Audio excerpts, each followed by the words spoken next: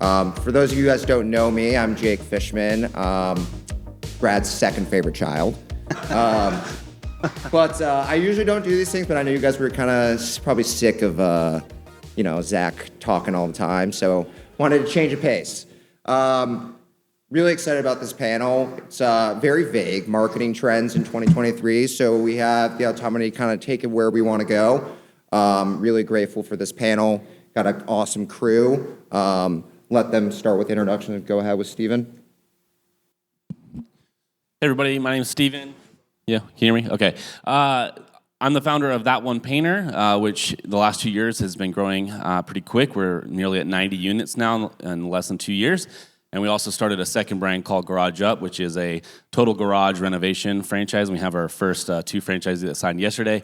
And under that, we have what's now my parent company, Resi Brands, Resi standing for residential.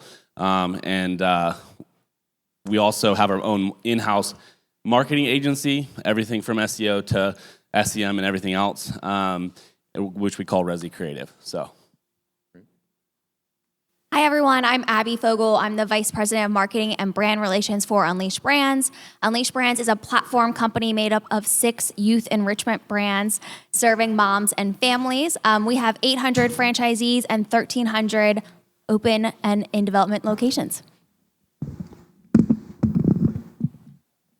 Hey guys, I'm Jonathan Weathington, CEO of Shuckin Shack. Fresh seafood, cold beer, and as Matt put it earlier this morning, cloudy heads. That's what we do.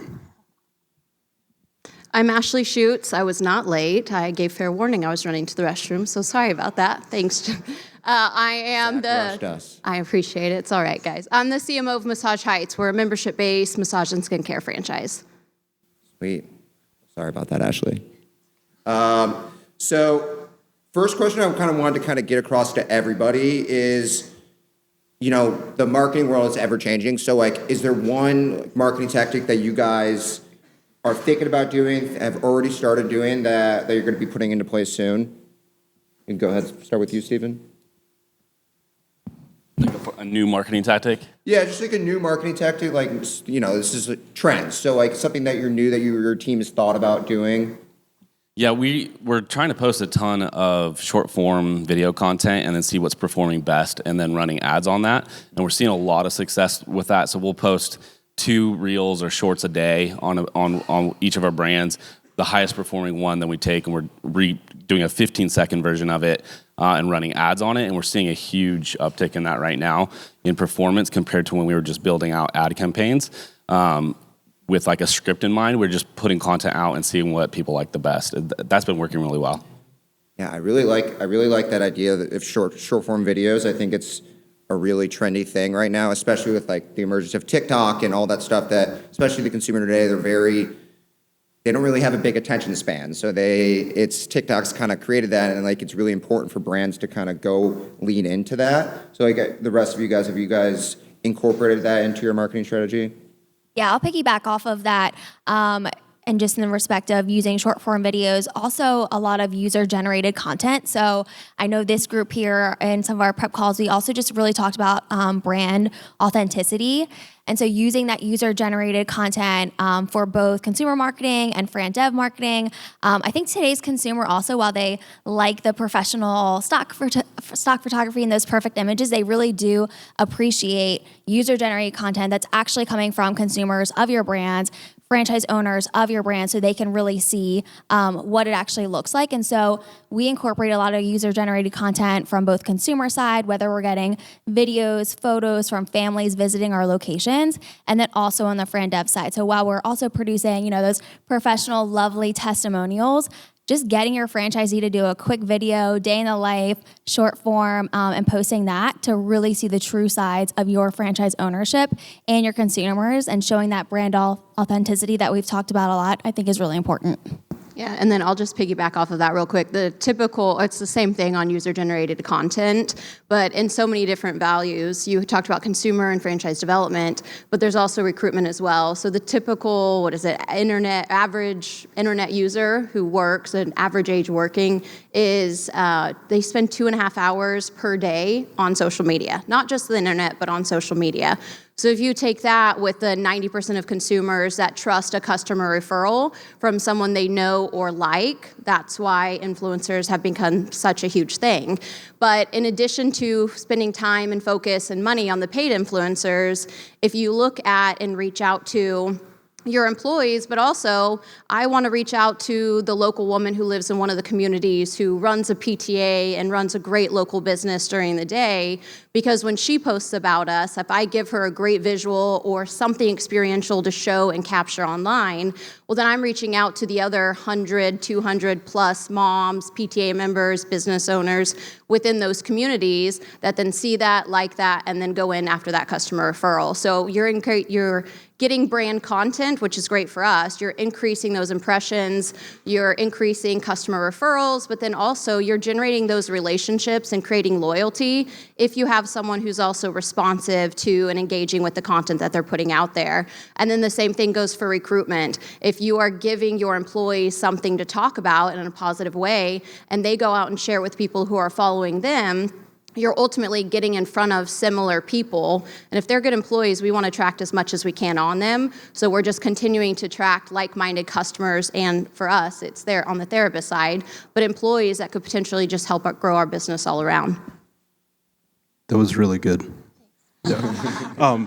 So I think for us, we've been pretty anti-trend, to be completely honest with you. We kind of cut our own path, and who cares who follows it? That's kind of been our voice. That's a part of who we are as far as authenticity is concerned. We're a full-service restaurant with a full bar. We exist on people coming into our stores, having a really good time, and telling others.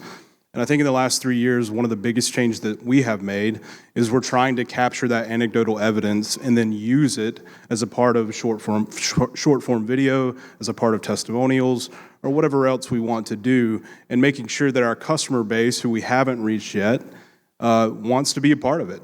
We don't do a whole lot of trendy stuff. My marketing guy, Darren, has kind of pushed us in that direction and saying, no, you can still be authentic as a brand, and you can keep to your brand roots, which for us is hanging out, having a good time, drinking beer, and eating seafood. That's what we want to do. And the way we can do that is stay to those authentic roots, but then capture that and feed that to our customers. And then we change our brand messaging. We change literally the words that we use in our ads. We change literally some of the videos. We do A/B testing on those things. And those are fairly new for us. And that's something that we've seen a lot of success with. 100%. And I want to piggyback on kind of what Abby and Ashley said about the user-generated content and like finding influencer marketing. Like when we were listening to Neil talk, like not everyone's going to have like the type of influencer that he has. But like, how do you generate influencers and create loyalty in your guys' brands? Anyone can start. Yeah, we do use influencers for our brands. It's just situational. We don't use them for all of our brands. It depends on what's happening. We've used them a lot for new program rollouts, new initiatives. So with one of our brands specifically, the Little Gym, we just established a partnership. For those that are parents in this room, you may have heard of Gabby's Dollhouse. You may or may not like that. And so we have a new birthday party package in combination with DreamWorks and Gabby's Dollhouse. And so we invited influencers out to, an open house at one of our locations to really showcase this new birthday party package, and in exchange, worked with them to, be sharing on their channels, stories, posts. We had some, deliverables that we outlined with those influencers. And so we've used them to, again, roll out some new programs, create some hype around some new initiatives that we're doing with our franchise system. It also gives us some content to show other franchisees of the open house that we had, the influencers we invited, what they posted. And so for us, it's a little bit situational on what we're doing, what we're hoping to accomplish, but they can certainly, be beneficial for who, depending on who your target audience is and what you're hoping to accomplish. And then I would be the same. So for new service rollout, we just launched a new service. That's what I want. I want macro level influencers versus more micro for something like that. We work with our PR team, Fishman PR, to secure some of those larger and really at this point, all of our influencers. So they build that relationship. They do the pitching. We tell them who we want, what we want it for, and they go out and help source it for us. And then from a seasonality perspective, for us, when our Super Bowls, Mother's Day, holiday, things like that, we want people talking about us. So we do the legwork there, but then work with our franchisees to make sure they know who this person is, what to expect. Please remember they're coming in the next day, have your best foot forward, things like that. And then an opportunity for us is to help the franchisees who want to be able to help source on their own. We really only have 1 or 2 franchisees throughout our system that does their own influencer level marketing, but once you can build those relationships on the local level, franchisee to actual member or guest for us is key. So you heard from Matt Goebel earlier, him and his wife do it really well, and if we could get more of those and empower them to go out and source them, then that would be a huge win for us. We've had pretty marginal success on the influencer side. The food business in particular is extremely competitive on that influencer side. It's actually kind of gross in my opinion because you scroll Instagram and there's these people just gorging themselves on stuff. That's not necessarily what we're after. And so we actually try to turn our raving fans, our raving customers as micro-influencers within their community because we are very community-driven. We intentionally build our stores in areas that are near rooftops and bedrooms because we want multi-times a week, definitely multi-times a month visits. And if we can turn 1 or 2 people within neighborhoods or within, at least trade areas into those kind of raving fans, then we'll send them, we send out a ton of swag, we send out a ton of stuff. I write thank you notes to our customers personally, and what that does over time is it builds these people within communities that are actually pulling a ton of weight. They are pulling a ton of weight because they're telling their neighbors, which are telling the rest of their neighborhood or their apartment complex or the person that they go to the gym with. That's how we build our influencer program. That's a really good point, and I was actually about to bring that up. So it's like perfect timing because for smaller, more emerging brands, it's tough to find influencers, and the best way to do that is go into your community and get involved. So how are all of you guys telling your franchisees to get involved with the community? Anyone can start. For our brands, community involvement is a big aspect of what we're asking them to do during franchise ownership. And so I think setting that expectation for your franchise ownership of what the day in the life looks like and what the responsibilities include. Our brands are youth enrichment brands, and so we're asking our franchise owners to become a trusted source for moms and dads and parents in their communities.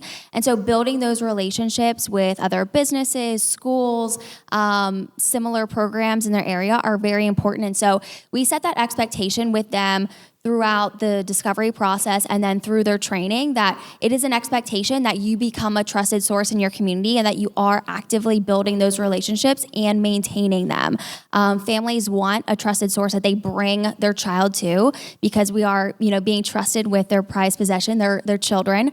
And so we set that expectation with them. And so it might be a community fair, partnering with a business that is in their retail shopping center, and then making it as easy as possible for those franchisees to execute. So if you're asking them to go to a community fair and represent your brand, what does that look like? Do they have a tablecloth? Do they have flyers? Do they have promo items? Can they easily order all of those things? Do you have them packaged?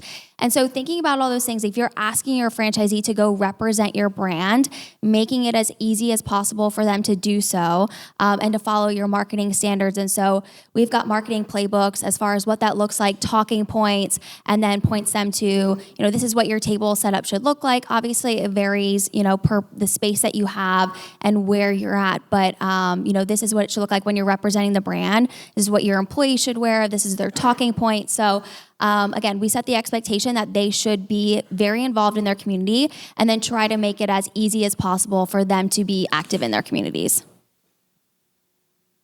I'd like to touch on this too. So one of the things we teach is the 5 hours of revenue because when we bring in franchisees, especially even on Discovery Day, we'll talk about, hey, we've got the new school for you. We'll do content, we'll do all your marketing, run all your ads, all your SEO, all that kind of stuff.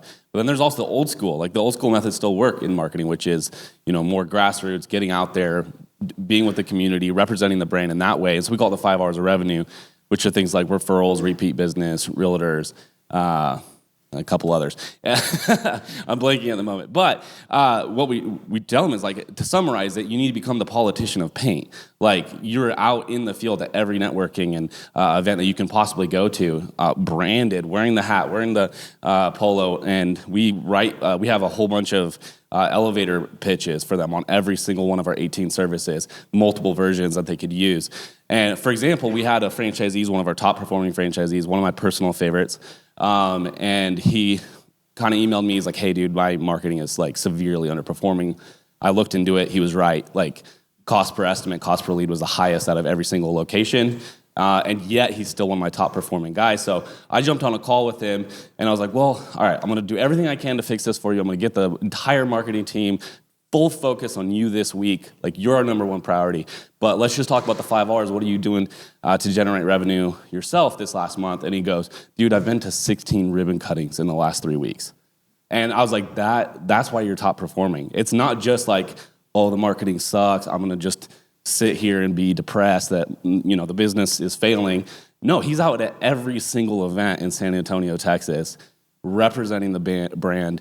And so we've given him full service. We got his numbers performing better, but there's also part of this in marketing that you have to teach your franchisees how to, as Shu say, represent the brand well in your community. And those franchisees tend to be the most successful who can do the new school and the old school.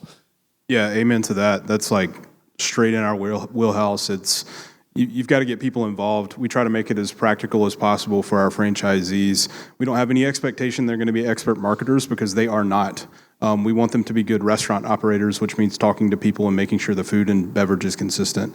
And so for us, we try to make it as pragmatic as possible. We actually it's called a Be Local Marketing Playbook. That's the actual name of it. It's simple. We did it in a Word document. It's that simple. And we basically take it, and it's a fill in the blank for our franchisees as they onboard with us. What are the 5 hotels that are nearest to your restaurant? What are the 5 apartment complexes that are nearest to your restaurant? What are the 5 communities that you want to reach as far as homes are concerned, or subdivisions that are nearest to your restaurant? Now go do it. And so one of the ways that we do that, we also go into other businesses and talk to them and offer free caterings and do gift cards. And, we encourage our franchisees at all times to have $10 gift cards on you. Spoiler alert, nothing in our restaurant is under $10.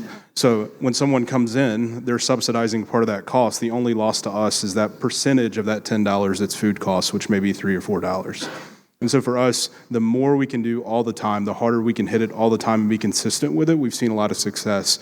As a part of our new franchisees coming in, one of the things that we actually do, our franchisees are required to order 500 koozies and 500 business cards, and they must give every single one of them away before they open the doors to someone different. Like, you can't just go drop it off in the hotel like a stack. You've got to give it away to someone different. And what we encourage them to do is have a conversation accompanying all of those giveaways. And it makes it super simple. We're not putting any pressure on it, like, hey, what do you love about Shuckin' Shack? Now go tell those people about that. Tell them you're going to open. And it's that easy. Yeah, I would agree with you. I always tell our franchisees, you don't have to be a marketer. If you are, then I wouldn't need to be here, neither would be my team. But allow us to make it as easy as possible for you. So we do digital playbooks, and it tells you what companies you should be looking out for. When you reach out to them, what should you be saying? What should you be taking with you? What kind of partnerships can you do? Things like that. And then from a seasonality perspective, if you give them this huge playbook, they're overwhelmed. They have an entire business to run. They have recruiting, they have hiring, all of those different pieces. So if you help them focus, if you provide all the resources, but help them focus on the things that they should be focused on a little bit at a time, it makes it more digestible for them. And then the only additional thing I would add is to leverage your franchisees to help be your brand ambassadors or your influencers within your system. If I can get a couple of franchisees or even one franchisee to execute one of these promotions, or maybe they did it completely different than the way we say in our playbook, but it worked really well. Well, I want to take them and use them as a case study or a sounding board for all of our franchisees, because if they see their peers doing it and being successful at it, they're more likely to adopt it than if just I was saying, just because I think this is great. I want to add something that she said is really important. Even if they execute it differently and it worked really well, allow them to do that. Because you can't shit on action, okay? Like, do something. And I get really passionate about this with our franchisees. You have to do something. Moving forward, one foot in front of the other. If you know nothing else to do, go drop a business card and have a conversation with someone. It's that simple. You've got to do it. I mean, that's really good. We had a franchisee, and it was a father and a son, and the son was going to run the business, and the father was going to be more of kind of an investor. And the son was super nervous about like anything, networking, anything like that. And so my VPO gave him a click counter, and he said, just to get used to talking about the brand, every time you say the word That One Painter, give me a click and report to me at the end of the day how you did. And so he got all stoked and started reporting 100, 119, 125, and was just like, all of a sudden he had this goal every day to be over 100 times that he would mention That One Painter, whether that was to a customer or to networking events or wherever he was, just handing out business cards. And there is a part of marketing that's just not digital. And it's just as important. It's at least 50% on any good, healthy brand. Yeah, go ahead. Yeah. He literally just said the point I was about to say, so it's perfect. I don't even have to be talking. Yeah, I just want to mention one thing on marketing playbooks because I think all of us have touched on it a little bit. And for those brands out there who have not yet established a marketing playbook, really important that you do so. But in that, I would say create some excitement around it. If you've not yet rolled one out and you're about to do one, create some excitement. This is a very valuable resource to your franchisees, and likely your marketing teams and other teams have worked very hard to put it together. Create some excitement that you're rolling it out. Do a webinar on some of the sections within the marketing playbook. I would say don't post it on your intranet and let it die there. Your franchisees, especially if it's very long, as Ashley mentioned, are not going to dive into it and read every page. So make it very digestible that they can go to individual sections. They can read individual sections at a time. Maybe have someone on your marketing team do a video series of them covering the individual sections, or you have live webinars on the marketing playbook when you roll it out itself. But your team has invested a lot of time, and it's very valuable to your franchisees as an asset. And so don't post it on your internet and let it die there. Your franchisees won't seek it out and read it by themselves. So make it interactive, whether you do video content highlighting sections or a live webinar. But definitely, if you haven't rolled one out yet and you're about to, create some hype around it because it is an exciting resource for your franchisees. Completely agree. And you know, it's funny. If you think it's like old-fashioned, but getting involved with your community is so important. And like Steven said, digital marketing is great. You know, I work for a digital marketing tech company, but like it's getting in front of people is the best way to really get people in there. And that's how you create the influencers, and that's how you create loyalty among your brand. So it's just important for like all brands, especially like when your franchisees are trying to get new into a local place, like they need to get involved with this stuff and do kind of what they were saying. But I do want to kind of switch gears and talk about, you know, there's so many good things that you guys are probably putting in place on marketing things, but what happens when you have franchisees that are just like, they just don't care? And they, like, I hear it all the time, they don't want to do marketing. Like, how do you kind of go around that and influence them to listen to you guys and do what you guys are putting in place? I think Neil said something yesterday morning, and I don't know if it's a direct correlation to what you're asking, but he said something that like was like dropping a pallet of bricks on my head, because he so concisely said it in a way that I've been trying to say it, which is, I know who my target audience is, but that's totally different than knowing my customer. And so when we have franchisees that say, I'm not good at marketing, I hate getting out, I hate doing this, it's really awkward, I'm just not good at it, I don't want to, whatever it may be, I'm too busy, which is the most common thing, which is bizarre to me. You're not too busy. We ask them to focus on the marketing that happens within the four walls of the restaurants. And that is the most important thing in our mind that you can do, because you can do all the digital marketing that you want, but if your operations suck, then none of it matters. The best marketing is great operations. And when you can do that, you are actually delivering on the brand promise that you have set up your customer to expect when they walk into your door. And so when we have franchisees that come back to us and say, I don't want to do this, I don't like doing outreach, I don't know anything about digital ads, I don't know dick about Facebook, like any of that stuff, then we say, okay, that's fine. Find someone in your restaurant that can be that outreach person. You focus on operations and make sure that every person that walks in there has a great time, because the best marketing is when they tell others. 10 to 1 over digital ad placement, 10 to 1, because I'm going to listen to my neighbor I don't give a shit about Facebook. Like, I'm going to listen to, if my neighbor tells me that a restaurant is good, I'm going to go there.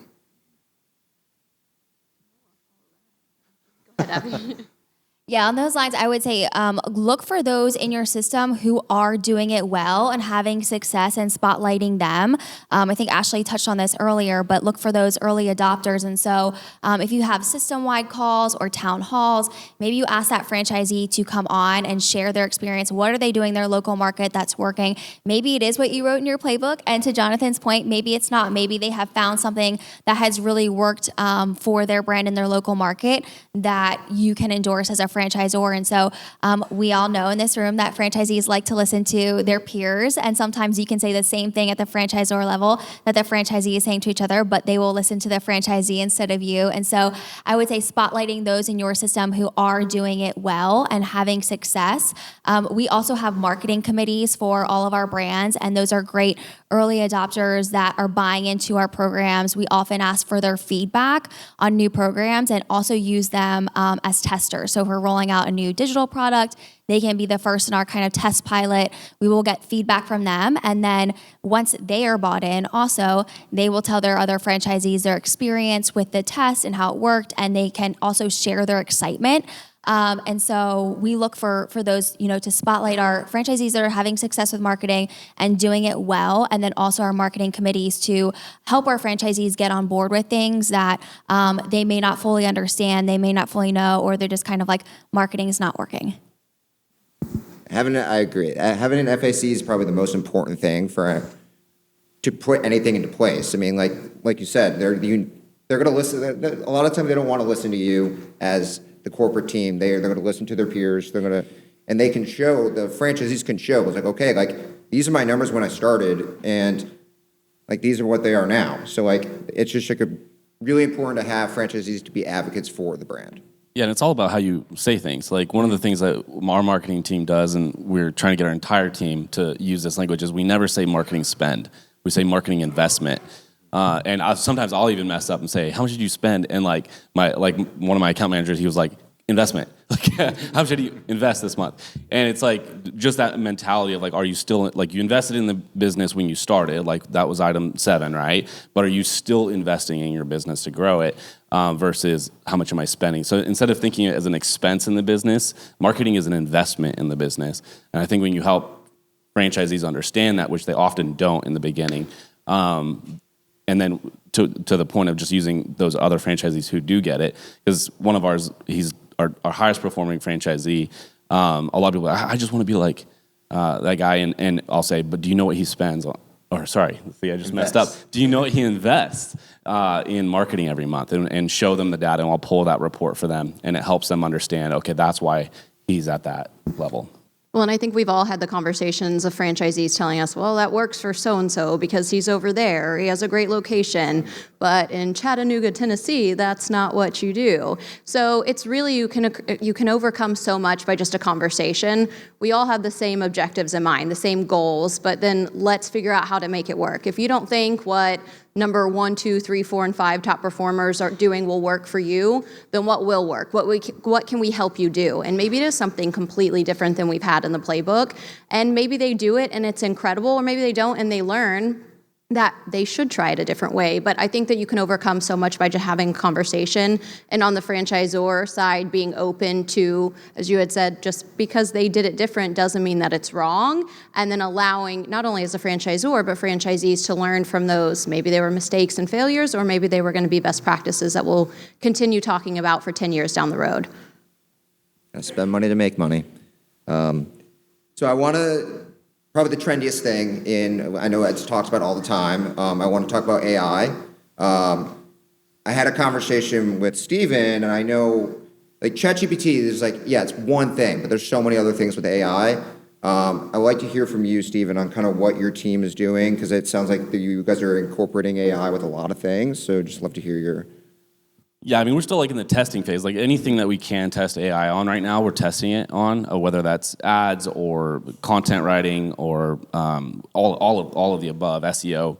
But what actually got me excited about AI instead of freaked out was, I think traditionally, franchising was kind of known for SOPs and systems and policies and procedures and all that kind of stuff. Well, if that's all that your franchise has to offer and value, you just became a lot less valuable because that stuff is really easy. So somebody who wants to build a franchise system right now to write SOPs, he can do it in minutes. I'm working on a third brand, and I wrote 25% of the manuals in like 4 hours, just with the knowledge that I had and prompts. And I'm talking, it took me 9 or 10 months to write my original manuals for my first brand. And I wrote 25% in 4 hours using AI. And so in a way, our manuals and our procedures and our SOPs and all that stuff have become significantly less valuable as franchisors. But what's become way more valuable is the things that you can't use AI for. Brand, personality, video, the genuineness of your content. That stuff just became incredibly valuable in comparison to the older franchise systems that have not great brand, not great marketing, no personality to it, but a lot of systems and great SOPs. Your SOPs aren't worth very much now because I can write them in 4 hours, and so can any other business owner. And so that would be the thing I'm most excited about is like if you can make dope video content right now, your brand just became way more valuable than writing a bunch of SOPs. We utilize it similar to the panel before us is, we have it really from a long-term and short-term form, content. Social, your SEM ads, our SEO vendors utilize it, things like that. But we don't utilize any of those chat boxes or whatnot. It really is just content for us right now. And I know as a marketer, one of the things that we have to look out for is really like the ethical processes and policies in place. So to drop for Sam Ballas, because I was talking to him about this yesterday, that the IFA will have an upcoming, I think just in June, an upcoming webinar that's all supplier networks and franchisee networks together, is really how, if you look at trends in 2023 and beyond, it says that marketers will be spending a lot of their time on AI, on the ethical standards, the legalities, the whatever it may be. So we just have to be careful in the information that we're putting in there or what we're utilizing it for. So for us, at least as of right now, it's nothing proprietary. It is more just consumer facing, and it's a really great content generator that, to your point, is when I didn't have anyone in place at the time and I had to write a blog for a new service that I had quite honestly never had because I had just come back to the brand. And it really, truly helped me out from an educational standpoint. So it really can be such an efficient use of your time or of your team's times, but making sure that they're using it within certain standards and practices. I don't know anything about AI. But what I do know, we do have vendors that use it, of course, on the digital marketing side. And what we try to do from a consolidation standpoint in our brand voice and our brand messaging is we actually try to intentionally make our brand voice and messaging and ads and all of those things unpolished, because you have to think of our primary competitor, which is probably very different than everyone on this stage, which is our primary competitor 99 times out of 100 is a mom and pop oyster bar. And a mom and pop oyster bar also doesn't know anything about AI. And so for us, if we're trying to reach the same customer base, perhaps capture some of their customer base and certainly expand our customer base, then we just double down on that local authentic feel. Certainly behind the scenes, we're using a lot of technology that our customer base would never know that we're using, and we want to keep it that way. But it's our goal when we go into markets. We don't care if you think it's the only Shuckin Shack on earth. I'm totally fine with that. I don't give a shit if you know that we have how many units. It doesn't matter to me. What matters is the feel that we bring to our customers. And if we can leverage AI in the future as it gets more polished, and then we can dress it down, whatever that consumer messaging may be, that would be one way that we would leverage it.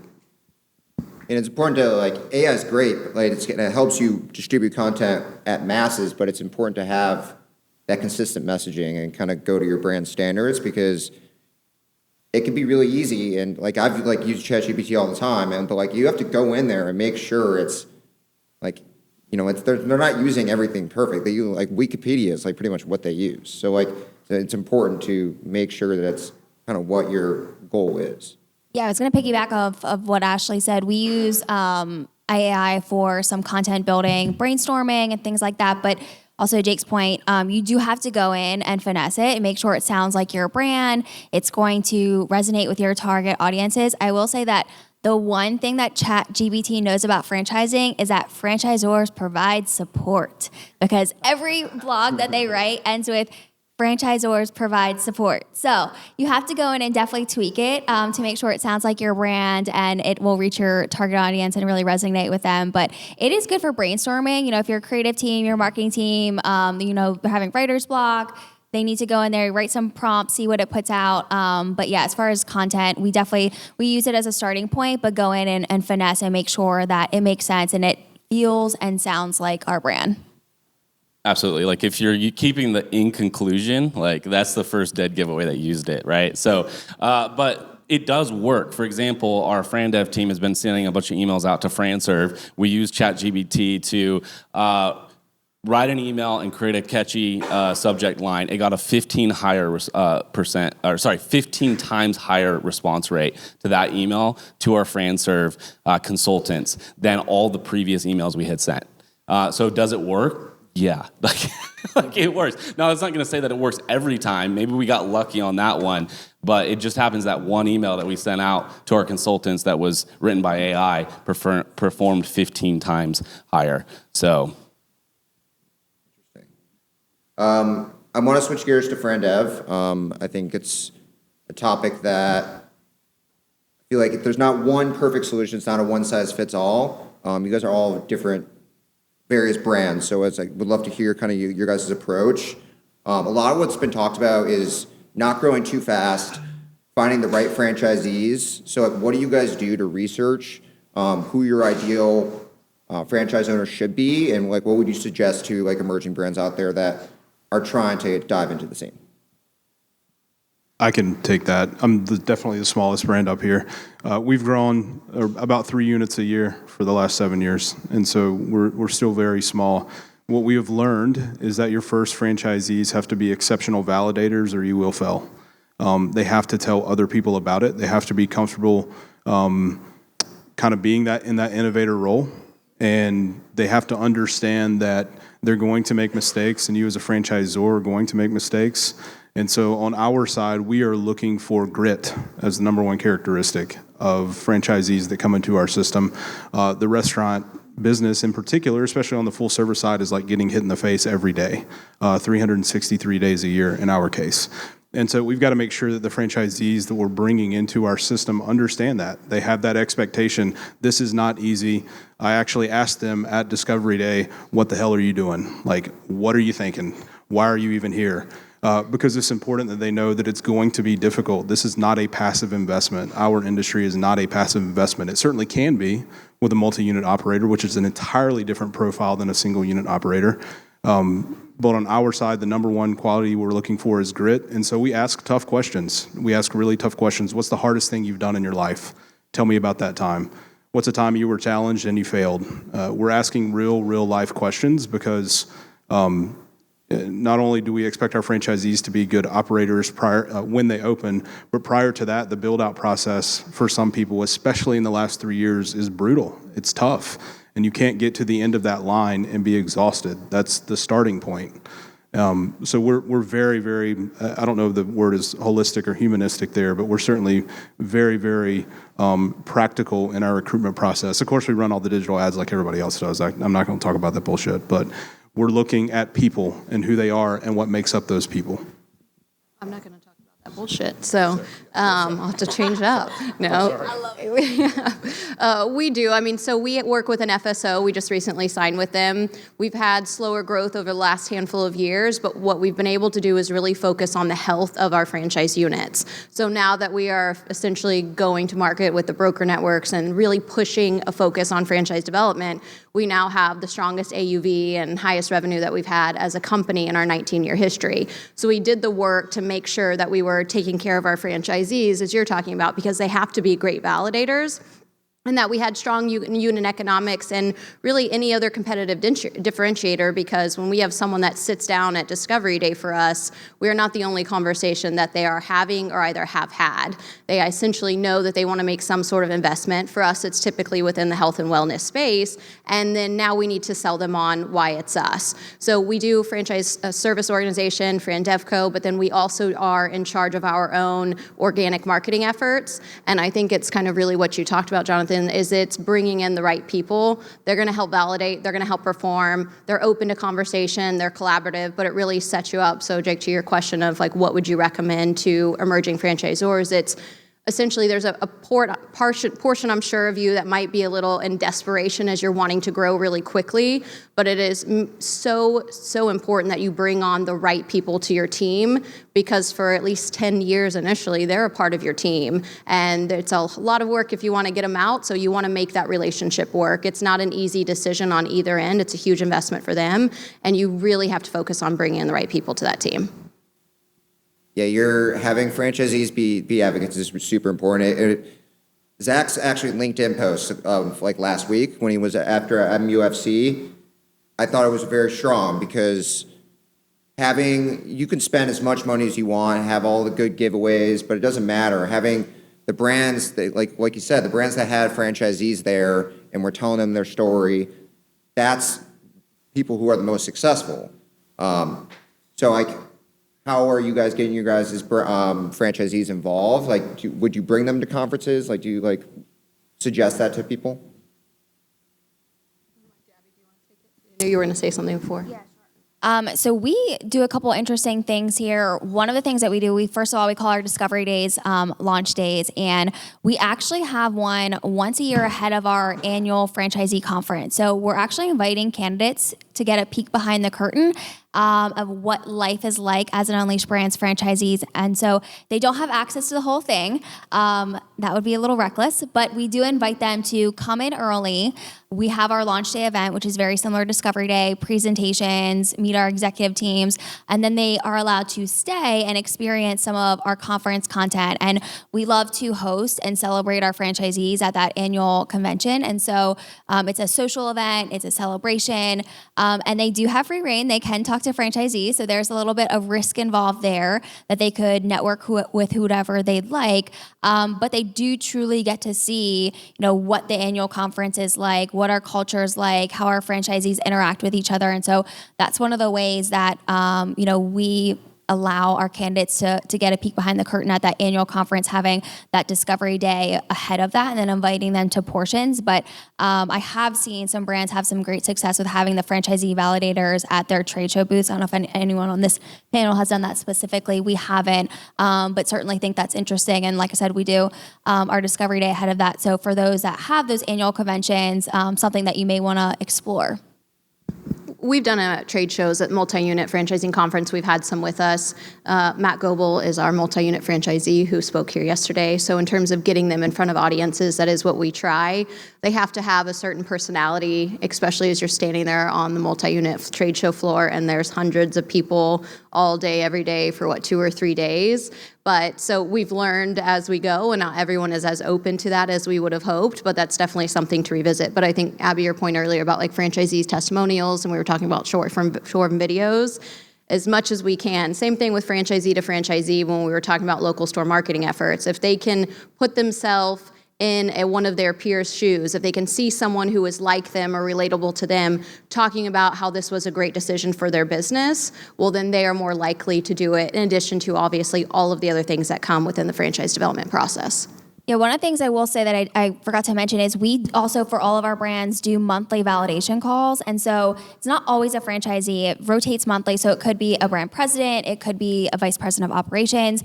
But we invite our candidates to come to these live Zoom webinars and hear from a brand president, hear from a VP of ops. But then we also do invite franchisees who are validators to come on as well. So they get to hear from franchisees too. We invite them to come on. So it's a monthly event that we send out, invite our candidates to. We just call it a validation webinar or a Q&A webinar, and then spotlight a franchisee. So that is also one way that they interact and can hear from franchisees in our systems as well. We haven't taken our folks to conferences or anything like that. we are smaller, certainly, and cost it can be an issue there. But for us, with our validating franchisees or our peer reviewing franchisees, I call them more often, pick up the phone, call them, talk to them, make it real human-centered, because it's important. It's important. We can't give away the house on rewarding them or buying them nice gifts, but I write a lot of handwritten notes, and that seems to go a really long way with our franchisees that are validators. And having that connection with them, while it's not everything, it's not a trip to Cancun, or it's not a trip to IFA or whatever it may be. If you're our size, which is about 20 units, you can do the small things and they can go just as far. And then when you are larger, make sure you don't forget the people that helped get you there. So that's important. I like that. Yeah, it's really important to be, you started at one franchisee. You have to make sure you're still keeping them engaged and making sure they know they're family. But I do have a question about it's a lot of friend dev. I feel like it's focused on lead gen, but the franchise process, it does take very long. So how are you keeping your candidates engaged throughout the whole customer journey? I'll take that one.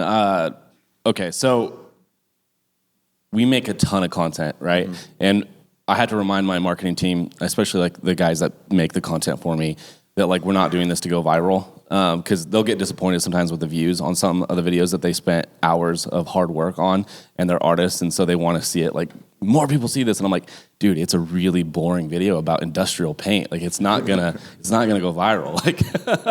But why did we make that video? It was to validate, one, to our customers, but two, to our potential franchisees. And so when our potential franchisees come to our discovery day, it's a very normal thing for them to say, oh my gosh, I feel like I already know you. I watched 15 or 20 of your videos on YouTube. And it's I'm like, yeah, look up our brand. That one painter, I have 200 videos of me talking about paint. And some of them did okay, and some of them are sitting there at 200 views. But most of those views are potential franchisees who watch that video and feel like they know me now and feel and trust my training. They haven't seen the training. They haven't seen the SOPs. They haven't seen our training or our LMS system yet. But they've seen that I make a lot of content and I know what I'm talking about. And so does my team if they're involved in the videos. And so, it's not about virality necessarily. That's great if you can get a great influencer with a huge following or something to promote your content. But for validation alone with your customers and with your potential franchisees, you can make a lot of content and it will show them that you know what you're talking about and you can be trusted. At Discovery Day, we just had one. It was 3 separate people all came up to me I feel like I know you already because I watched so many of the YouTube videos. And then we have that in our email campaign. So if we get a lead, they're getting different videos from our YouTube. They're getting different videos, testimonials from our franchisees. We're sending that to all of our consultants as well. So sometimes before they get to Discovery Day, they'll get 15 to 20 emails sometimes with different videos in it. Plus, then they're going in there and they're scrolling through and watching other stuff. So it's just content, just saturate them with it. And then it's also make things as easy and accessible as possible. So one of the things that we've found a lot of success with is we do a mobile first brochure.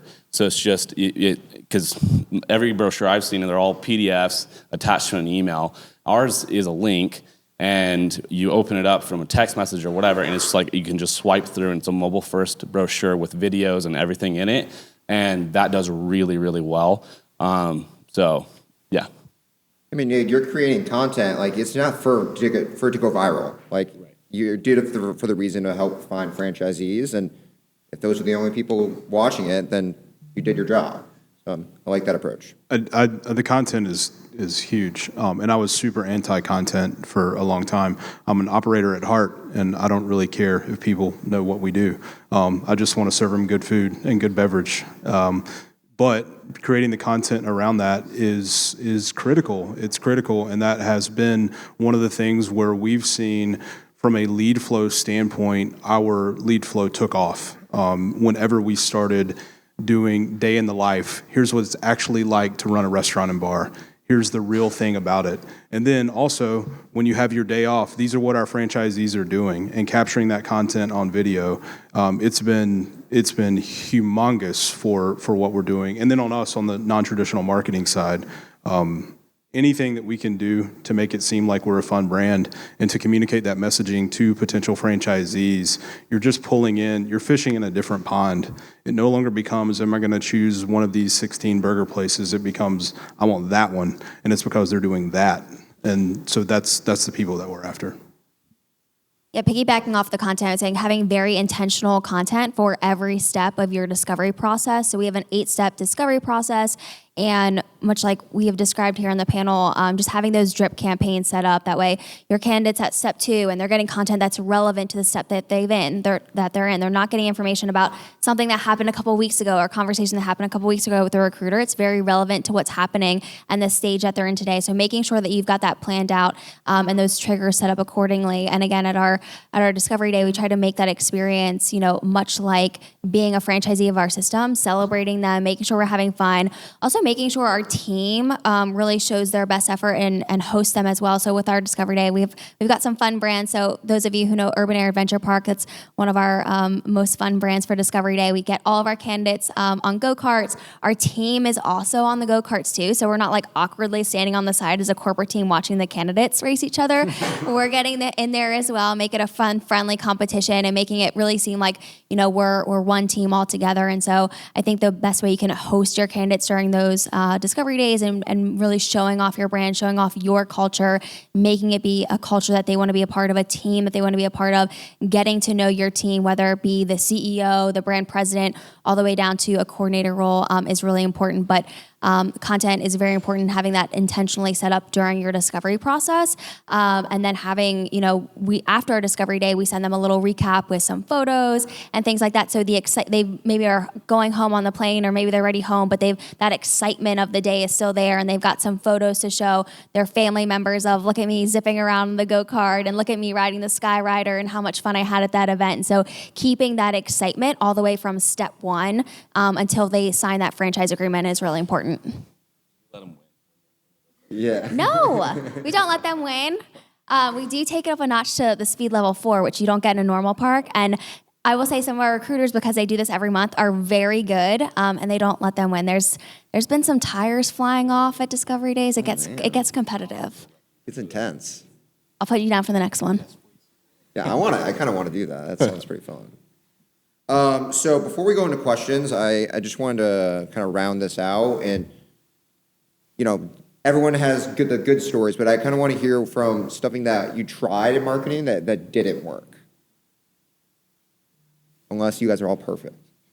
Far from it. No, I think we rolled out, I would say rolling anything out without taking the time to do your due diligence as an internal team, but then getting the franchisee buy-in. We talked a lot about FACs, about early adopters or your influencers within your organization, but when you're doing something to them versus with them, sure, we all mess up every day, and I tell everyone on the team, we're human, everyone makes mistakes. I know I make a lot of them, but it's being accountable, and I think that's really how you rebound from it, is I still have conversations. I've been with the brand for 11 years, all in all. I took a 2-year hiatus, and I was told that when you left franchising, it would pull you back, and I am living proof of that. But that was a mistake, you leaving. It was a mistake of me leaving, correct, but I'm glad to be back, but I'm also grateful of the franchisee relationships that I've built over the course of my career. They welcomed me back with open arms, but they've been through the journey with me, and so they remember the bad and also the good, but I've always been accountable to those things, and anyone on the team is as well, of having those open conversations. If they have a better marketing idea than maybe my team or I thought about, okay, I'm open to learn, because you're in the business each and every day, and you're the ones out there in those communities building those relationships. So when can I learn for you? When can I put you as a franchisee on a soapbox to help spread the word and really do my job for me in a sense? But yeah, we all make mistakes. I don't have a specific one other than rolling something out probably prematurely and not having either the data, the influencers, or the adopters to be able to back me when we do it. So our mistake is, I think we were probably the first full-service restaurant brand to do NIL deals, the very first one. And for us, we probably should have thought that we're dealing with college students, and that whenever you deal with college students, they operate in their own universe, because I was in my own universe in college too. And so for us, it didn't necessarily match our customer base. And so our average customer is in their 40s, and they are interested in stats of sports. They're not necessarily interested in an influencer that eats chicken wings. And so for us, that was something that didn't work. It worked marginally in certain markets, certainly in tertiary markets for us, it worked okay, because that college student is, homegrown. This is the person that came from here. Now they're at big university playing whatever. But as a whole, it didn't work for us. I think it's great for many brands, but that did not match who our customer was. Interesting. Because that definitely does work for a lot of brands. Absolutely. But maybe it just wasn't the right fit. It was smart to try, though. I like the idea. Anybody else? I mean, there's tons of campaigns that we did that we thought were going to work that didn't, and part of that is obviously testing and whatnot. But there's some that you swear are going to work, and it doesn't. So I mean, I think just being open and flexible and being able to kill something really quickly. If you notice it's not going to perform, even if you as the CEO, it was your idea, and the marketing's like, this ad sucks, it's not going to work. So, yeah. Yeah, I would say more in the realm of franchise development, not necessarily something we did wrong, but just lessons learned is being flexible with your ideal candidate profile. Not everyone is going to fit into that perfect box that you put on a PDF of who you're looking for, and who your ideal candidate profile is today may not be that same person tomorrow. So as your franchise system grows, you may be looking for different owners and operators that are going to grow with your system, that have different backgrounds, different abilities, different professional experiences. And then also making sure your team is aligned on that. So your marketing team can't be the only one that has the beautiful PDF of your ideal candidate profile. Making sure your recruiters have it, making sure your CEOs, your brand presidents, anyone who speaks with that candidate knows that. And so I think just a lesson learned is making sure that you are flexible with that ideal candidate profile, open to different personalities. And it may not always be just the top performer in your system. Yes, they're having success, they're doing well, but that just because they're the top performer in your system doesn't mean that they're the perfect fit for your system. And there's a lot of other personalities and work experiences that will do very well for your brand. And so I would say just being flexible with that and revisiting that so that you're making sure that it's accurate for the brand that you're selling today and for the owner that will work for your system today. Thank you, guys. Open the floor for questions. Anybody? Deb. Good question. This goes back to the making it as easy as possible for your franchisees. So for our brands, we try to package like a new opening kit. So they're not ordering one business card over here, one table run over here, one thing over there, but actually having a package that comes to them with everything they need for that grand opening, their grand opening marketing, their signage. And so I think it comes back to just, making it as easy as possible for your franchisees to execute that and follow what a grand opening should look like for your brand. And so, for all of our brands, we've tried to implement just a package of all the things so they can go online, order that, and it gets shipped to them directly, is one of the things that we've been working on for all of our brands is just that package for grand opening. Yeah, we have the same thing, and it just kind of comes all at once with everything that they need. One of the things that we try to get our franchisees to embrace, because we do, especially in the beginning, a lot of Facebook ads to just try to get brand awareness in a new area, because nobody's heard of That One Painter if we're new to a city. And so we try to get our franchisees on board with the idea of making a splash into the market, and rather than kind of tiptoeing your way in and one step at a time. We want you to just cannonball, dunk your competitors, get aggressive and right from the beginning. And a great example is we launched in Boise, and I went and did a visit to that location. And she was telling me, because of the saturation of the Facebook ads that we've been doing, all the painters in the town have been talking and saying, this brand, That One Painter from Texas is here to take over. And that's exactly what we want everyone to think. And even another franchisee from another painting brand had told the Sherwin-Williams rep that, I've heard about that brand, they're here to take over. Because our ads are very aggressive, even in our tone of we're here to be the #1 painting company in your city. No one will do a better job. We will be the best. And so, but all of our competitors, every painter in the city is seeing that ad, not just the customers. And we really want that our franchisees just embrace, like, you're the politician of paint, and you're here to win, and you're here to dominate. So getting them to just full-on cannonball into it, and most of them do. I love that. Yeah. Within our franchise agreements, we get dollars from them, and then we plan and execute their grand opening marketing plan for them. It takes them from pre-opening to 30 days post-opening, and it's for all of the reasons, and we even talked about it earlier, is they have a million different things to do as franchisees, especially as they're on that initial phase of their grand opening. And so we do that for them. Then we have weekly touch bases. But even then, when we get on the phone after planning and executing essentially all of the different tactics minus community relationships or local B2B partnerships, because we physically can't do that for them. Even then, our conversations are, they're feeling overwhelmed, they don't know what to do, so it's really hard. So the most that we can take on for them on their behalf, while educating them or keeping them in the loop in the process, because at 31 days, that switches over to them. And they have to know enough to be on what they've absorbed or what they're taking over. But that's just a little bit to add and something that we do differently at the beginning for grand openings.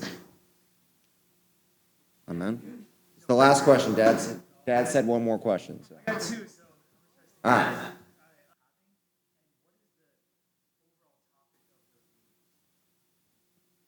So I don't have an answer to your first question. I can tell you cost per lead. I can tell you all those different things on the franchise development side, because we handle all of our organic marketing efforts. But working with an FSO, they handle all of them. However, and the only reason why I can't tell you that cost is because I've only been back with the brand a few months, and so I don't have those acquisition costs yet. But we have a discovery day next week, so maybe stay tuned. But ultimately, it really is about all of the different organic pieces. You know, we talked about it earlier. You can only be outside of the broker networks, you can only be so creative, and it's really getting your differentiators out there in front of as many people as possible. But I think depending upon the different methods and tactics that you're doing, I could tell you our cost per lead on a SCAG campaign versus an industry or a discovery campaign versus brand, things like that. So to come for us on the actual acquisition to a lead, or I'm sorry, to a deal. So ours have gone up significantly. Last year was kind of an outlier year. We had several late-stage candidates that had medical emergencies, so don't become a Shuckin Shack franchisee.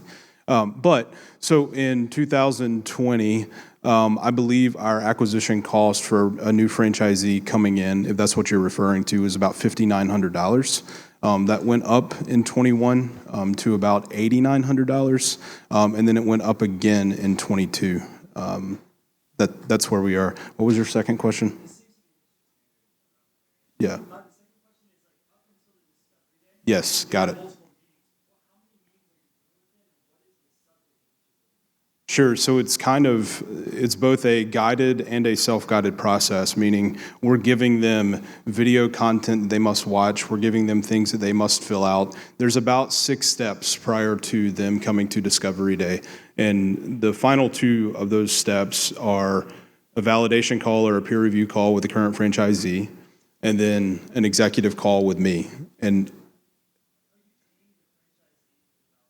no. Yes.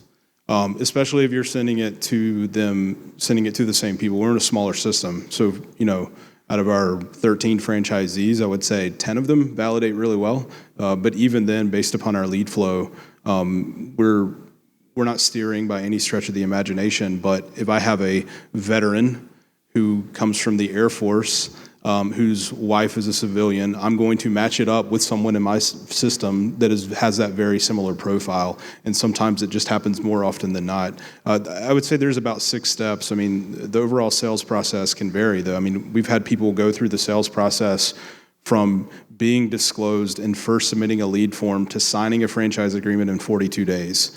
We've also had someone in our system for 7 years as a lead who resurfaced and said, "Let's go, I'm ready to go. I actually am serious about it now." 7 years, wow. 7 years. Our standard process before Discovery Day, which we don't make mandatory, is 3 meetings. First with the franchise development director, then they come to the executive call, which is a group call, then they get a one-on-one meeting with me after that. In that meeting, I ask them a few hard questions. And then if they do come to discovery or they get through that third meeting, at that point we tell them, if we feel good about the candidate, we tell them anything you need to be excited and confident in your decision, you'll get from here on out, but with a reasonable amount of timeline. So if they keep just asking the same questions and over again, I'll then pull it back and say, you don't seem confident about this decision, so I don't think it's the right thing for you. But we do want them to be excited and confident, so we will do an additional meeting about territory, an additional meeting to go through the FDD again, and make sure their questions are answered, but with a limit. There does come a point where we go, look, you're asking the same questions, you're clearly not excited about it, so let's not move forward. That actually normally makes them move forward.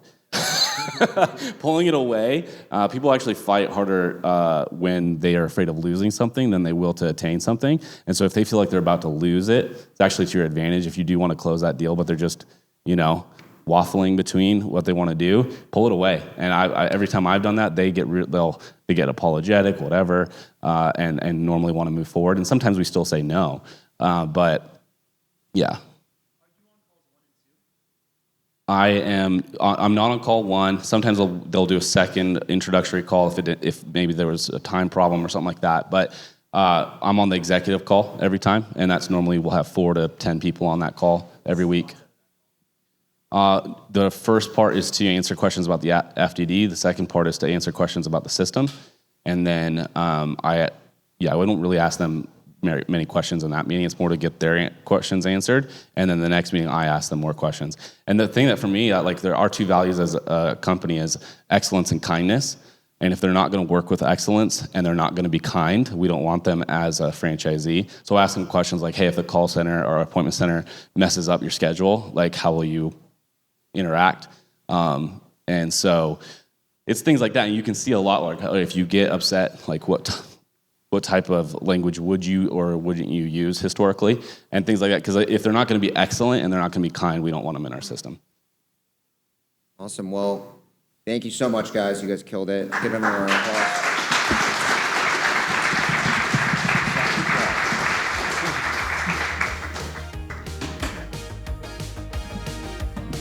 Alrighty, thank you, Jake and crew. Another round of applause, folks.